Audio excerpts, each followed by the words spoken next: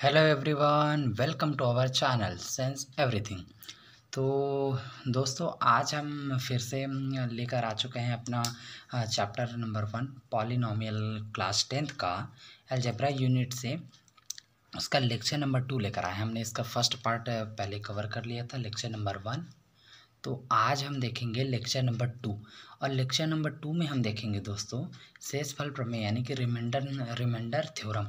ये बहुत ही important topic है, इससे क्वेश्चन आते ही आते हैं क्योंकि 10th बोर्ड में ये सारे क्वेश्चंस बहुत इंपॉर्टेंट है। पॉलिनोमियल्स बहुत एक अच्छा चैप्टर है अलजेब्रा का, जो आपको इजीली समझ में आ जाता है। तो प्लीज़ वीडियो को देखिए, इसे समझिए और अपने नॉलेज को बूस्ट कीजिए। तो चलिए, आज हम पढ़ेंगे पहला रिमाइंडर थ्योरम और सेकंड पढ़ेंगे हम फिर मल्टीप्लिकेशन वाला गुणनफल थ्योरम। तो एक मिनट में आपको ये सारी बातें बताता हूँ अभी। सॉरी गाइस, हाँ, सेकंड था हमारा द फैक्टर थ्योरम। तो चलिए आज का वीडियो हम शुरू करते हैं। शेषफल प्रमेय। हम कह सकते हैं कि यदि किसी बहुपद f(x) को x माइनस a से भाग दिया जाए तो शेषफल fa होता है। यही शेषफल प्रमेय है। fa अर्थात f(x) का मान x = a हो।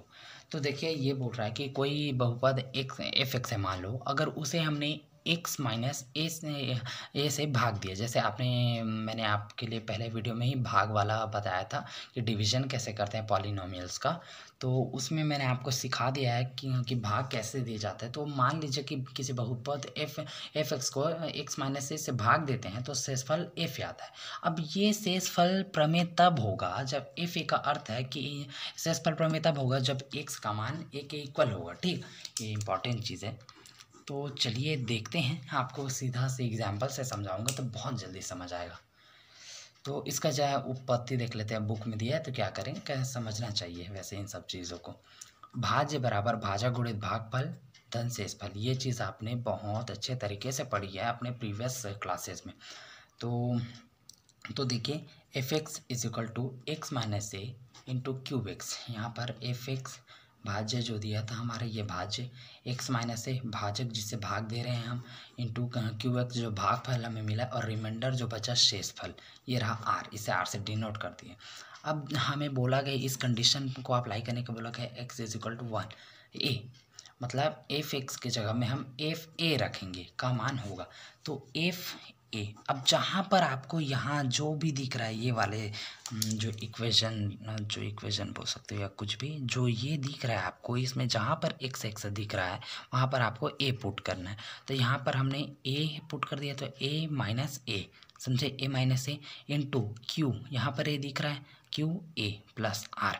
अब यहाँ से दिख रहा है a minus A 0 into Q A, ये भी हो गया। इसके साथ 0 के साथ किसी भी चीज़ का इंटू होता है तो वो 0 हो जाता है, ये 0 हो गया। ठीक, अब बच गया आर। तो बोला है fa = r। चूँकि हमने r को शेषफल कहा है, ये r को हमने शेषफल कहा है, तो इसलिए यहाँ शेषफल fa हुआ, यानी कि शेषफल हम बोल सकते हैं कि fa आया। समझे गाइस? चलिए एग्जाम्पल से समझते हैं, मज़ा आएगा। तो आपका हमने एग्जाम्पल नंबर 1 ले लिया।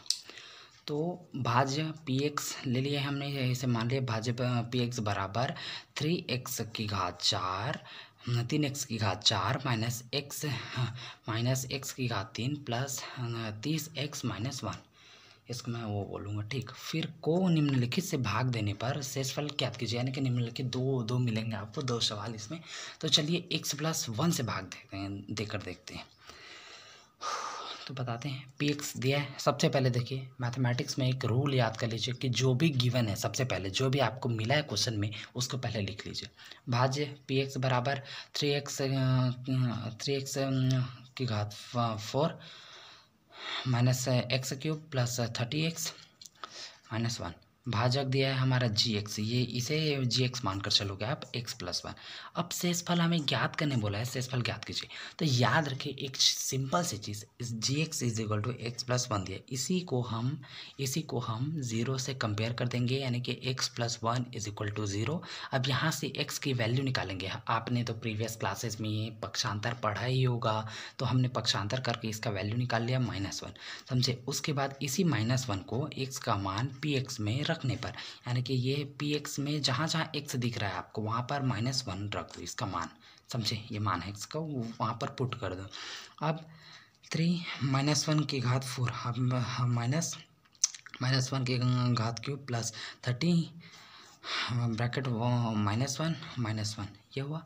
अब यहाँ पर देखो इतना बड़ा कौन सॉल्व करते रहेगा, एक चीज़ याद रखो, अगर यहाँ पर सम संख्या है तो जो आएगा वापस लास्ट में वो भी सम होगा, अगर विषम संख्या है तो आएगा लास्ट में वापस वो विषम होगा, यानी कि माइनस में होगा। अगर सम में रहेगा तो इसका अगर हम करेंगे तो ये लास्ट में आएगा प्लस, और अगर विषम में रहेगा तो इसका हम करेंगे तो ये लास्ट में आएगा माइनस। अभी देखते हैं, देखिए 3 हो गया। अब इसको हम 4 बार गुणा करेंगे तो मैं यहीं से बता सकता हूँ इस घात को देखकर कि 1 आएगा, तो 3 1 ज़ा 3 लिख दिए हम।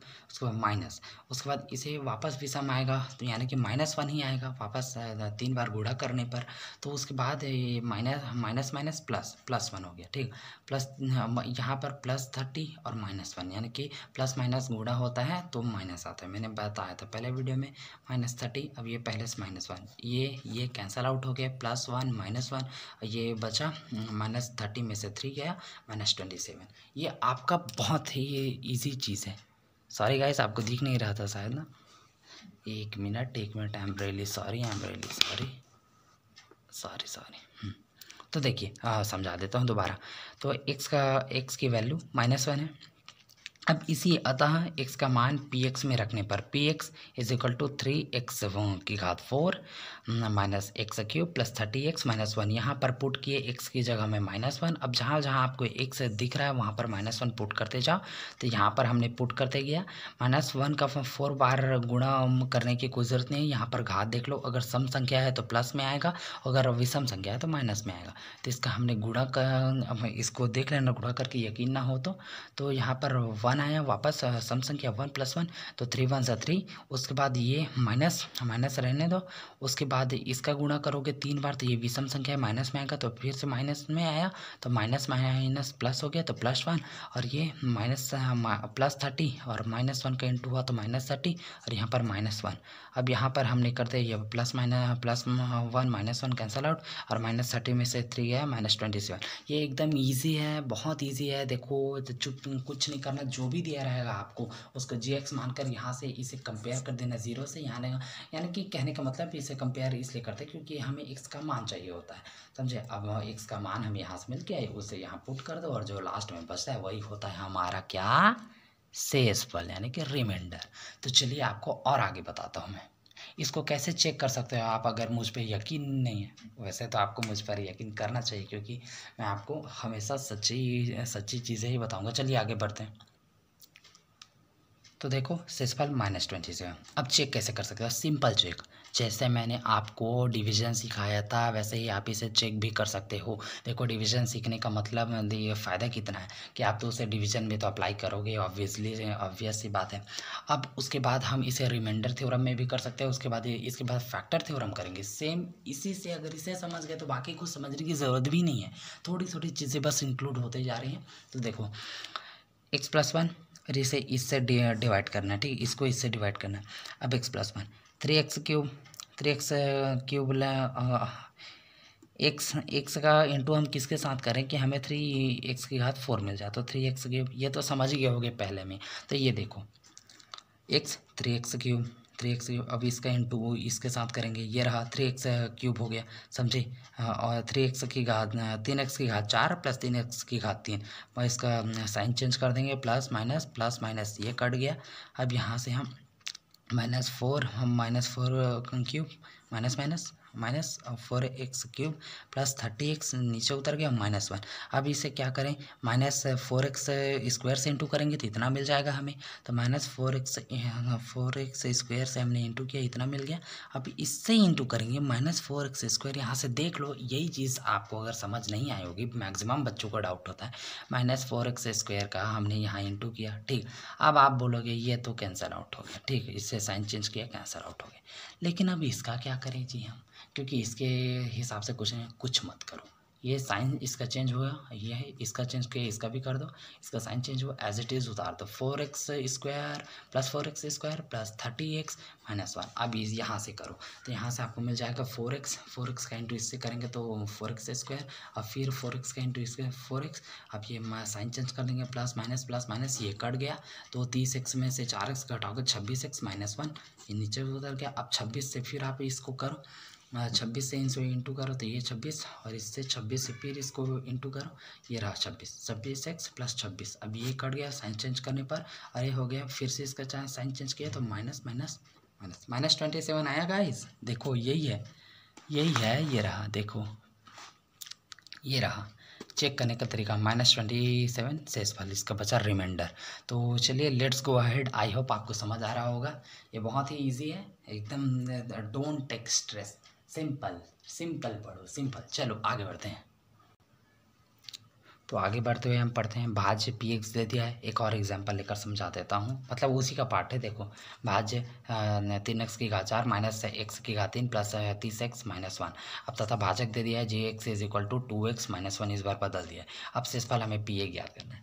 अब मान लो gx is equal to 2x minus 1 हमें दिया गया है, इसी को कंपेयर कर दो 0 से। 2x minus 1 is equal to 0। अब यहाँ से 2x इसे पक्षांतर कर दो तो ये इधर आकर 1 हो गया। अब x, अब ये इसके नीचे चला गया, 1/2x की वैल्यू मिल गई। अब x का मान px के जिस मान है इसमें रख दो, x जहाँ पर भी है। तो ये रहा, हमने रखा मान, तो 3 गुणित 1/2 के घात 4 माइनस 1/2 के घात 3 प्लस 30 इंटू 1/2 माइनस 1। अब यहाँ से सिंपल 1/2 का 4 बार इंटू करोगे तो 1/16 मिलेगा, माइनस इसका 3 बार इंटू करोगे 1/2 का तो हमें 1/8 मिल गया, प्लस 40। यहाँ से 2 1 2 2 15 30, तो यहाँ से 50 माइनस 1 14। अब यहाँ से इसका इंटू यहाँ कर दो, 3/16 माइनस 1/8 प्लस 40। अब इसका एलसीएम लोगे तो आ गया 16। अब इसे 3 और इसके 8 1 8 और 8 2 16, तो 3 माइनस 2 1 हो गया, और 1/16 एलसीएम इसका हो गया। अब यहाँ से डायरेक्ट आप कर सकते हो एलसीएम फिर से लेकर, तो हमें मिलता है वापस। देखिए आगे चलिए, देखिए एलसीएम लेने के बाद हमें, यार डायरेक्ट आप इतना सॉल्व करने की ज़रूरत नहीं है, उतने के बाद आप 14 सही 1/16 से पढ़ते हैं, तो आप इसमें लिख सकते हो।